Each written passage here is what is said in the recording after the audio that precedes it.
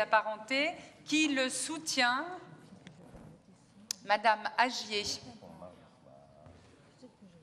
Merci. Chers collègues, nous venons d'acter un futur durable pour nos forêts régionales.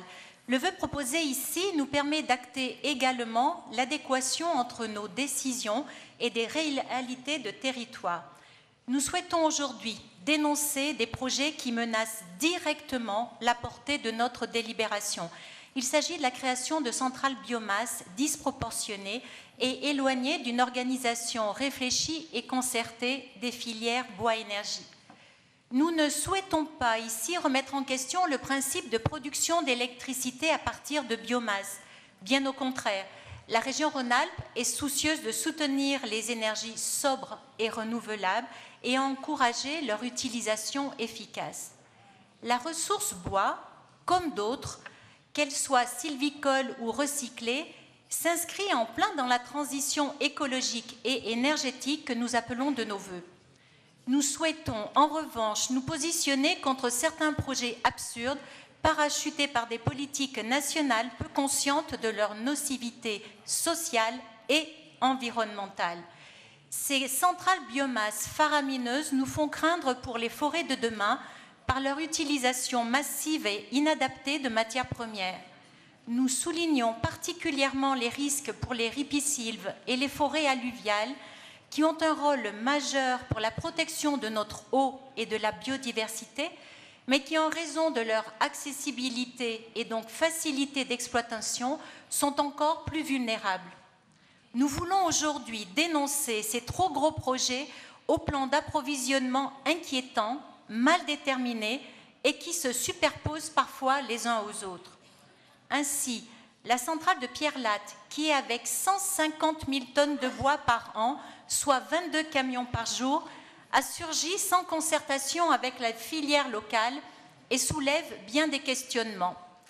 Pire, le projet de Gardanne du géant et énergéticien privé E.ON avalerait 855 000 tonnes par an avec un rendement de 15 à 35 % sans même valoriser la chaleur produite qui serait alors simplement relâchée dans l'air.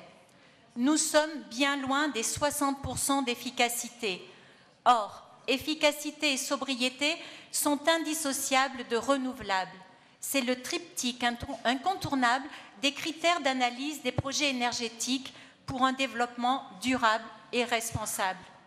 Juste à titre de comparaison, deux centrales des plus grosses de notre région, comme Alpes Énergie Bois au Sheila, utilisent 50 000 tonnes de bois par an et la compagnie de chauffage de Grenoble, 60 000. Je vous ai parlé de chiffres de 850 000, de 150 000, donc bien au-delà. Les alternatives locales existent, elles sont porteuses d'emplois et elles doivent être soutenues.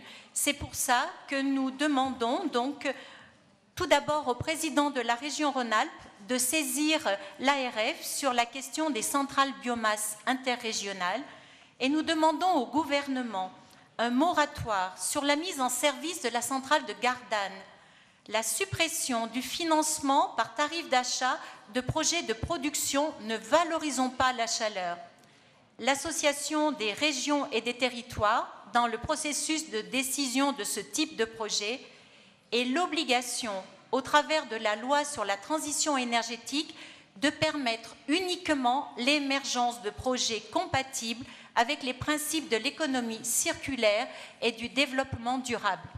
Merci. Merci.